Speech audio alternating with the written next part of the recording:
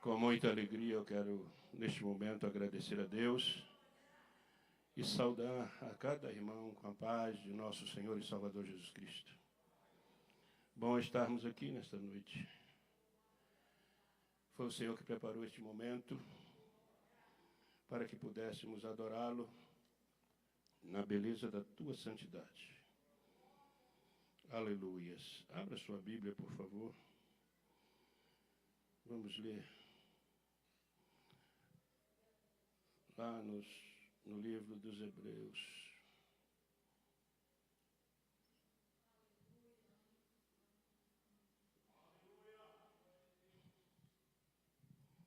Carta aos Hebreus.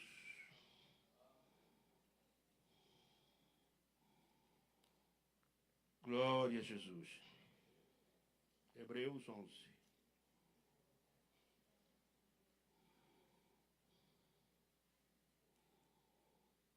Só vou ler um verso.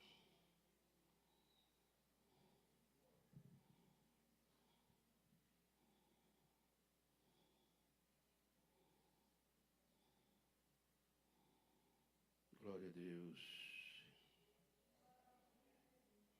Verso 6 diz: Ora, sem fé é impossível agradar a Deus, porque é necessário que aquele que se aproxima de Deus creia que Ele existe e que é galardoador dos que o buscam. Amém? Podem tomar os vossos assentos, por gentileza.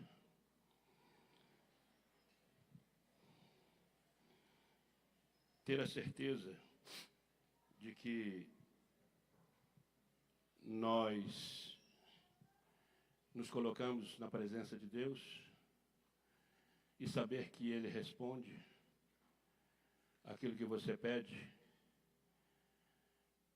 é necessário que você tenha fé.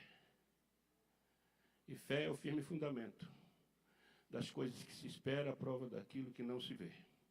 Então, é muito simples, mas com muita propriedade, nós precisamos nos colocar com a certeza na presença de Deus e saber que Ele vai responder aquilo que você está pedindo. Aí é necessário que você, se não alcançar a sua vitória, você pedir a Deus que Ele acrescente a sua fé. E Ele dá sem lançar em rosto. Glória a Deus. Eu não sei o porquê você veio aqui nesta noite. Tem um corinho que diz assim: não sei por que você veio, eu vim adorar a Deus. Não sei por que você veio, eu vim adorar a Deus. Aleluia,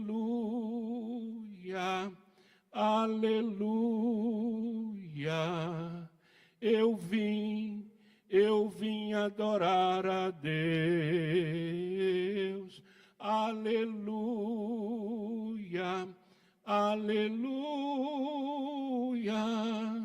Eu vim adorar a Deus. Esse é o propósito de cada um de nós, né? Bem, meus queridos, eu não sei qual é a sua apreensão nesta noite, o que você gostaria de ouvir. Mas eu tenho certeza que Deus tem o que você gostaria e precisa ouvir. Porque a situação que nós vivemos atualmente, neste tempo odierno, nós estamos vivendo momentos difíceis. E se nós não colocarmos a nossa fé para funcionar, fica muito difícil de vivermos sobre um mundo ao qual nós estamos passando por momentos difíceis. Difíceis em que circunstância? Os irmãos estão vendo o que está acontecendo aí na administração pública. E eu não quero falar desses detalhes, porque isso daí para nós é fútil. E nós precisamos entender que nós temos um Deus. E a nossa nação, a nossa vida não se resume só neste mundo que nós estamos passando por um momento. Por quê? Porque Deus nos comprou. Ele amou o mundo de uma tal forma que ele deu o seu único filho para morrer pelo meu e pelo seu pecado. Pecado? Mas eu já sou lavado e remido no sangue de Cristo, mas não deixamos de ser pecadores. A Bíblia fala lá em 1 de João que todos nós somos pecadores. Aleluias. E se dissermos que não temos pecado, nós somos mentirosos. Então nós precisamos entender isto. Mas o sangue de Jesus Cristo nos purifica de todo pecado. No capítulo 1 fala sobre isso. Então nós temos certeza de que nós, pelo menos, eu penso assim, na minha forma de pensar, que eu vou morar no céu, por um tempo. Ué, mas por que, pastor, por um tempo? Porque a terra não vai ficar do jeito que está. Vai passar um fogo aqui e a Nova Jerusalém vai implantar sobre ela. Então nós não vamos ficar lá, nós vamos vir para cá. Então, pensa nisso. Você já estudou sobre isso? Glória a Deus. Aleluia. Louvado seja o nome do Senhor. Eu quero mostrar que para que nós tenhamos êxito naquilo que nós almejamos, nós precisamos ser perseverantes. Mas teve pessoas no tempo da igreja primitiva que quis ludibriar os apóstolos e não conseguiram o êxito que queriam. E muitas vezes nós achamos que nós podemos chegar e fazer e achar que nós estamos dentro de um círculo espiritual e muitas das vezes nós não estamos. Às vezes nós estamos num lugar espiritual e não estamos vivendo aquilo. Não estamos vivendo aquilo que Deus quer que nós vivamos. Por quê? Porque nós estamos com uns pensamentos variados. Nós não temos a verdadeira certeza daquilo que nós queremos. Eu quero que quando a trombeta soar, lá no céu, eu ouça o meu nome ser chamado. Você já pensou isso? Se realmente o seu nome está escrito no livro da vida? Glória a Deus. O que é que aconteceu com dois personagens, um casal, lá em Atos dos Apóstolos, capítulo 5? Ananias e Safira. Eles viram o que os demais estavam fazendo, porque eles viviam em união, repartindo pão, vivendo uma vida consagrada diante da presença de Deus.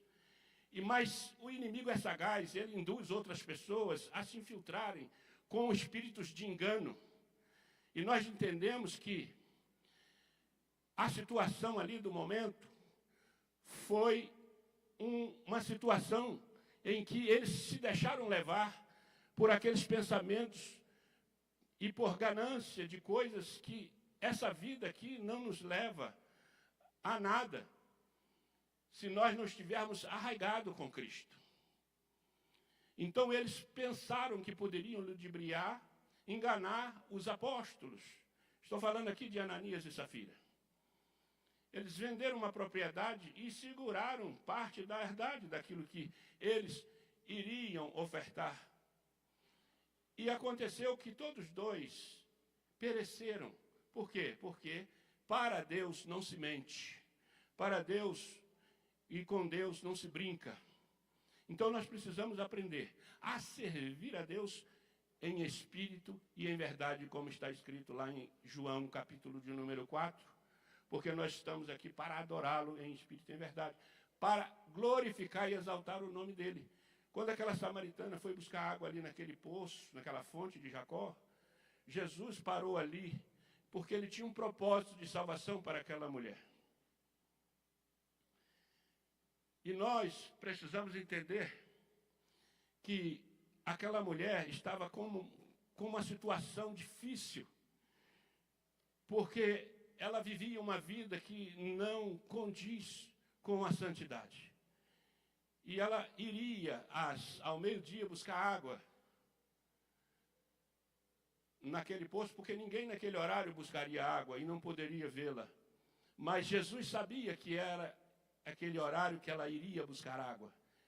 E ele, passando com seus discípulos, mandou que eles fossem à cidade comprar alimento para ele ficar ali sozinho, para poder falar com aquela mulher, porque ele tinha um propósito de salvação para Samaria. E muitas vezes, quando o Senhor, ele se coloca em posição como esta, nós podemos destacar uma situação ali, que ele queria fazer daquela mulher uma verdadeira pregadora da palavra de Deus. E foi uma das primeiras missionárias que surgiu. Naquele momento, Jesus começou a indagar a ela, pedindo primeiramente que ela desse-lhe água de beber. E ela disse: como tu, sendo judeu, pede para uma samaritana, não sabes tu que os samaritanos não se dão com os judeus? Uma coisa que muitas vezes nós precisamos repudiar é a falta de comunhão com outras pessoas. Porque Deus nos chamou para amar, independente de sermos próximos ou não, amar aqueles que estão à nossa vista, aqueles que precisam de amor, de compaixão, e nós muitas das vezes não achamos, aleluias, muitas vezes brecha para que isso aconteça, mas nós precisamos andar em espírito para que isso aconteça, porque Jesus, ele queria salvar aquela mulher e fazer dela uma pregadora do Evangelho. E quando ele pediu água, ela disse: não nos damos como tu pedes. E Jesus falou para ela: se tu souberes quem é que te pede, dá-me de beber, tu lhe pediria, ele daria a água que salta para a vida eterna. Água que sacia a sede. Água que não mais precisaria buscar. Mas ela estava pensando que Jesus estava falando daquela água natural que estava ali.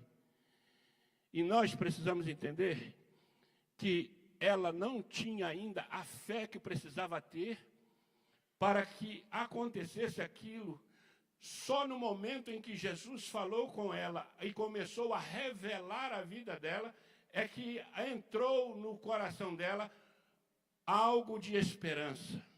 Que ela poderia entender que a vida dela ainda não estava perdida. Ela ainda tinha algo que pudesse salvar a sua vida. E muitos de nós, às vezes, bate desespero, bate situações que as provas vêm na nossa vida e muitas vezes nós queremos chutar o balde, chutar o pau da barraca e não queremos mais viver aquilo que estamos vivendo até então.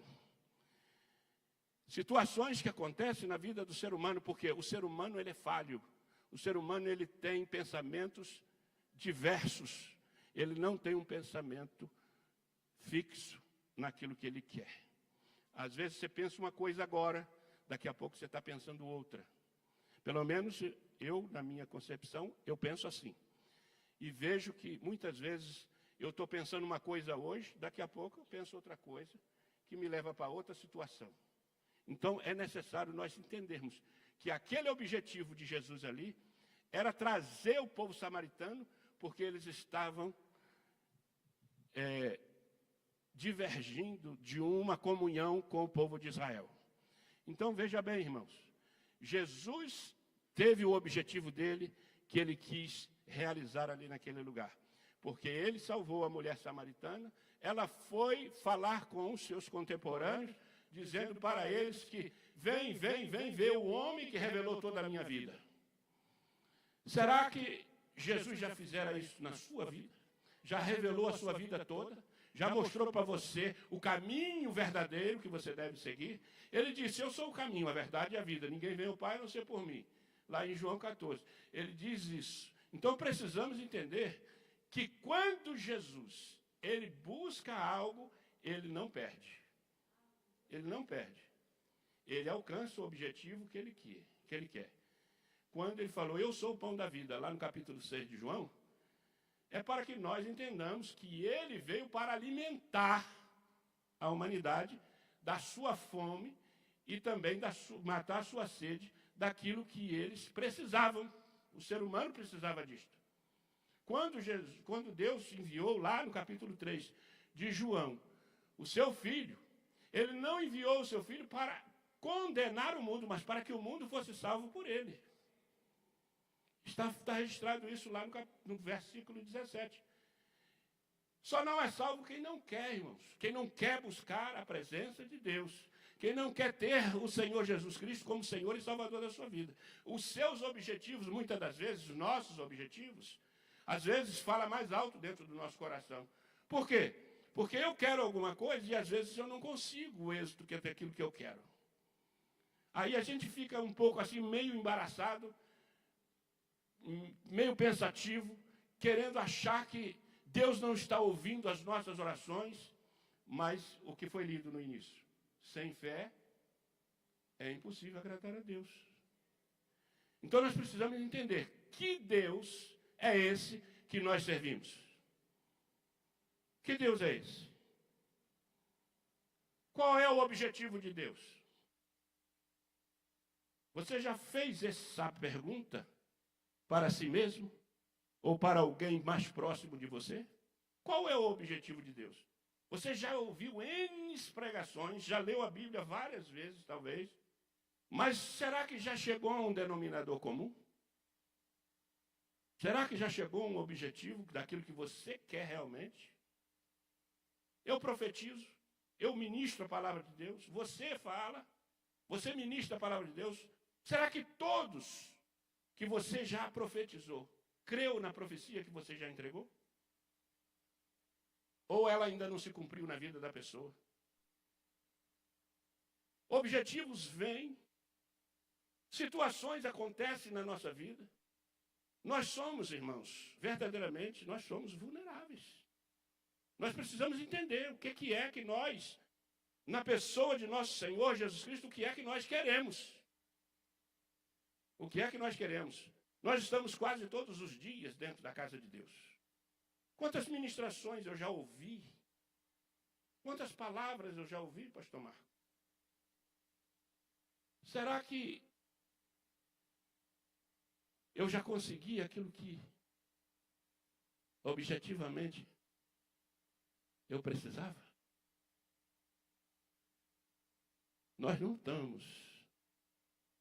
estamos diante de um Deus comum, de um Deus feito por mão de homens. Nós não estamos no meio de um cenáculo de pessoas pagãs que colocam vários deuses para que as pessoas se dobrem diante dele. Nós estamos diante de um Deus criador do céu e da terra. Aquele que pode todas as coisas. Aquele que tem condições de realizar na sua vida o maior milagre que você possa imaginar. Porque Ele é o Deus que realiza. Ele realiza. Então nós não podemos titubear na nossa fé. Nós precisamos entender que Deus é Deus. Ele é Criador e Ele pode todas as coisas que Ele queira fazer. Aleluias. Glória a Deus. Para vocês terem a certeza, eu estava vendo aqui no capítulo 12 de Atos dos Apóstolos, quando Pedro estava preso. Ele estava fazendo o quê, pastor Genilson? O que é que Pedro estava fazendo lá dentro do cárcere? Estava algemado, dormindo entre dois soldados. E ele iria ser entregue para morrer na manhã. Herodes ia entregar ele para morrer de manhã. E ele estava algemado. Qual é a situação que você ficaria lá dentro daquele cárcere se fosse você? Como é que você se sentiria naquele momento ali? A fé que Pedro tinha quando ele estava ali mostrou a ele a situação que ele não precisava se preocupar, porque o Senhor disse que não os deixaria órfãos,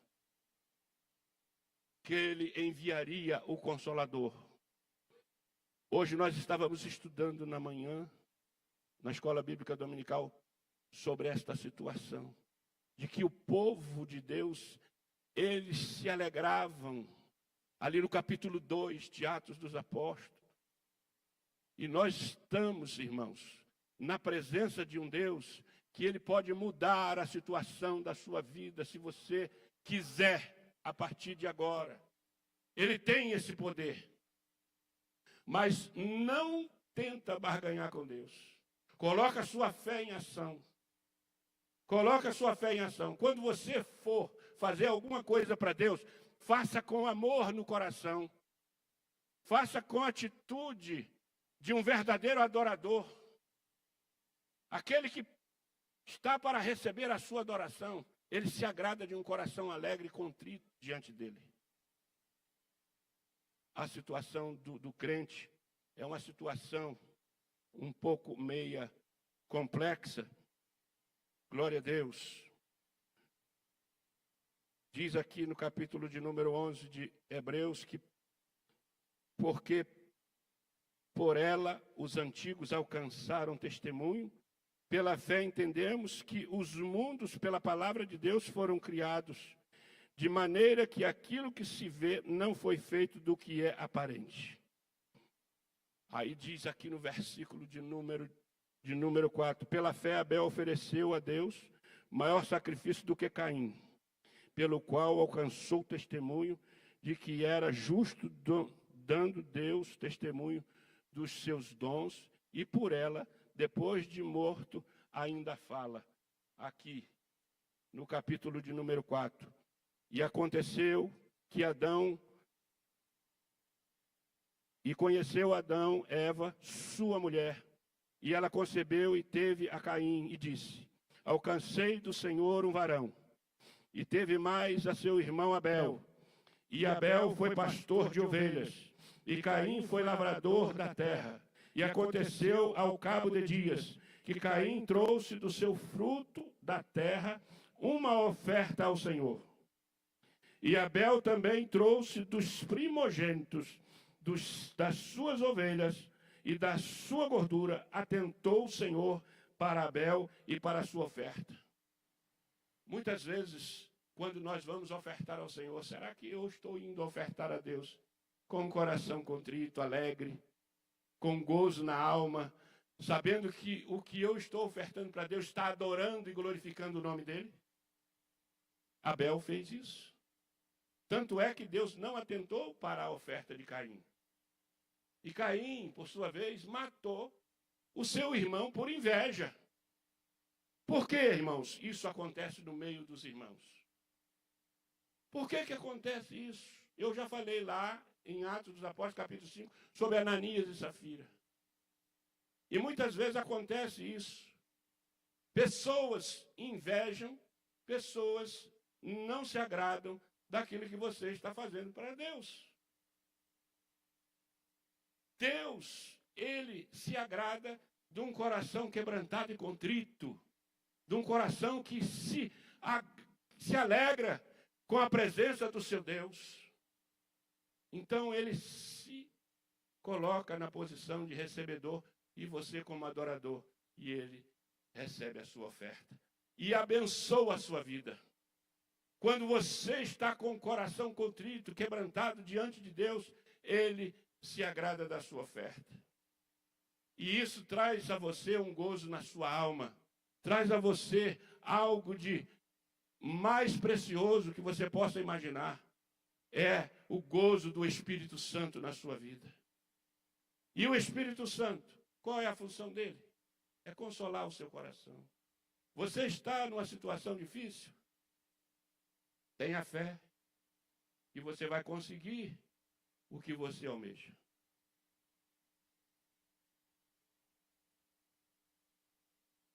Nós sabemos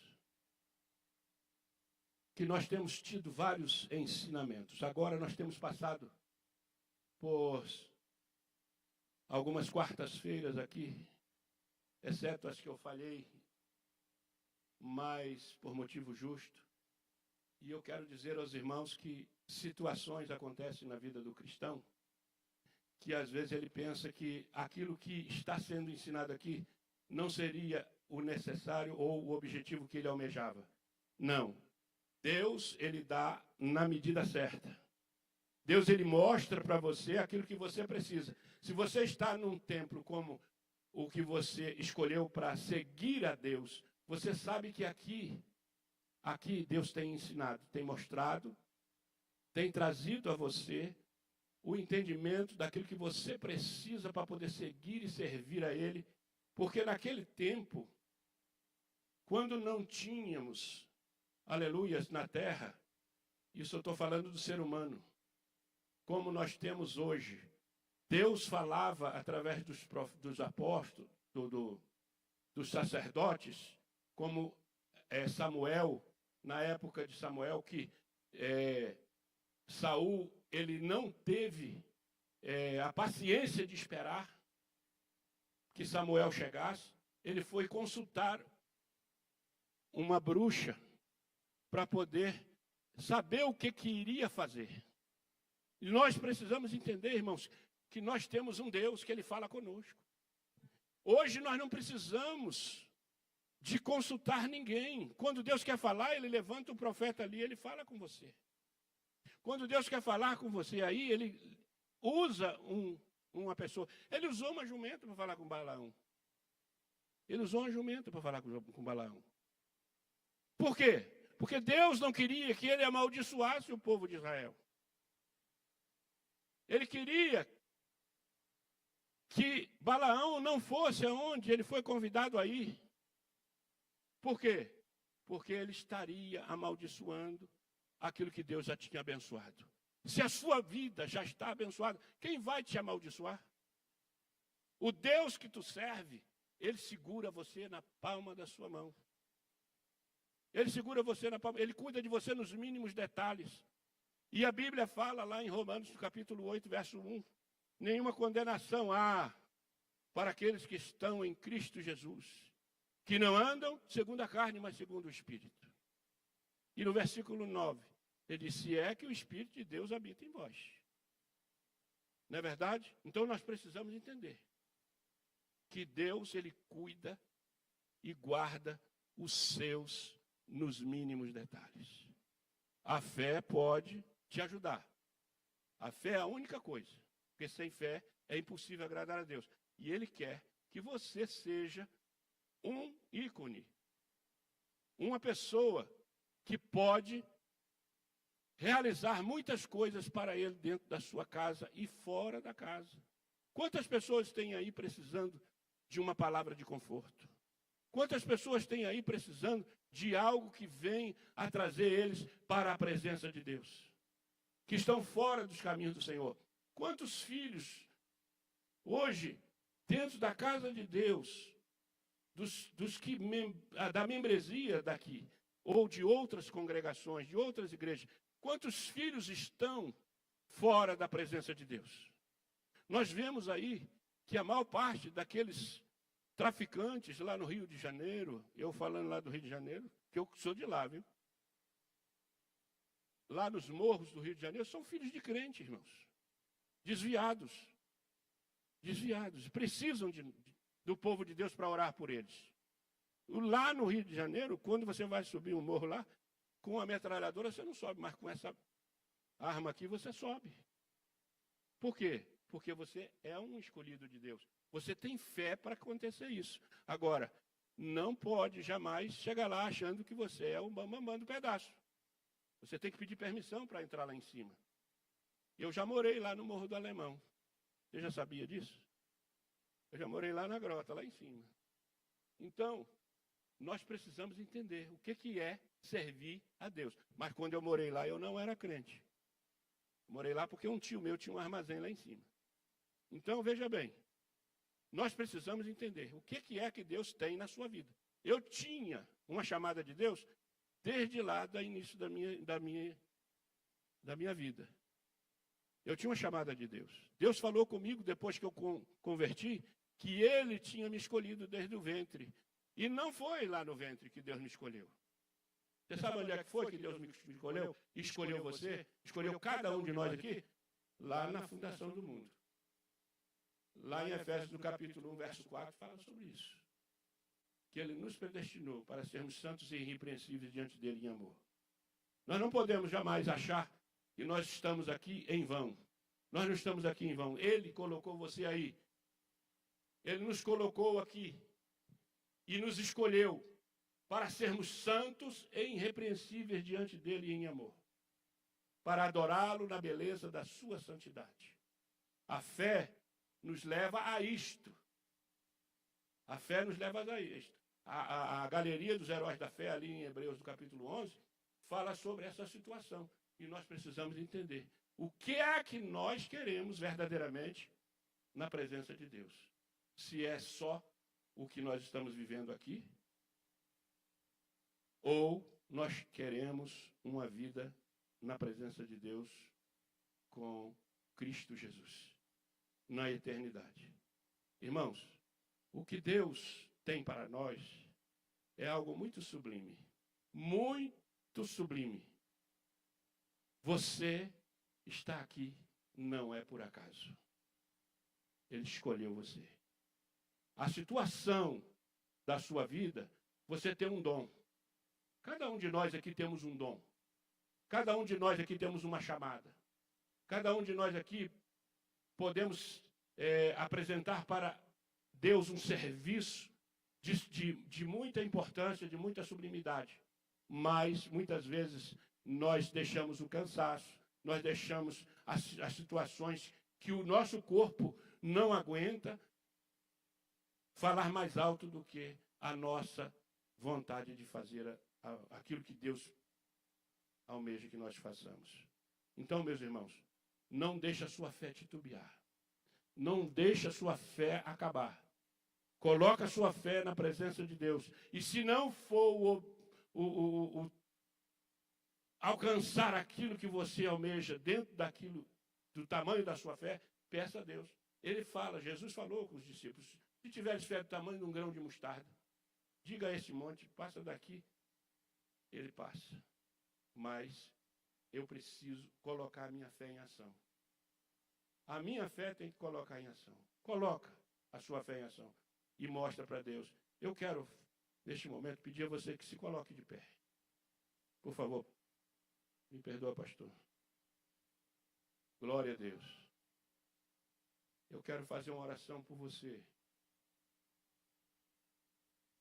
Nós temos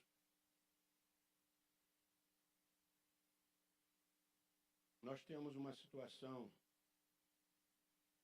que precisamos orar uns pelos outros. E aqui eu quero orar pela sua fé, pela sua crença, pelo que você faz dentro da casa de Deus, para que a gente tenha êxito naquilo que nós almejamos. Feche os seus olhos. Querido Deus, eu te agradeço pelo privilégio de poder nesta noite estar aqui, falando sobre a fé que o teu povo almeja, que o teu povo coloca diante de ti para obter aquilo que precisa, daquilo que a tua obra, Senhor, necessita nas nossas vidas. Pai, quebra todo o intento do adversário, joga por terra todo aquilo que ele tem levantado contra o teu povo. Pai, e coloca, Senhor, mais fé nos nossos corações para alcançar, Senhor, ó Deus, os nossos objetivos dentro da tua vontade. Dentro da tua vontade. É o que eu peço crendo e já te agradeço por tudo, no nome de Jesus. Amém.